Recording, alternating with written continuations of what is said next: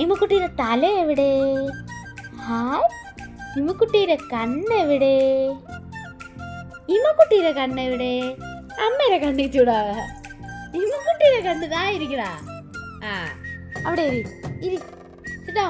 സിറ്റോ. ആ ഇമ്മക്കുട്ടിയുടെ മൂക്ക് എവിടെ? ആ ഇമ്മക്കുട്ടിയുടെ ചുണ്ട് എവിടെ?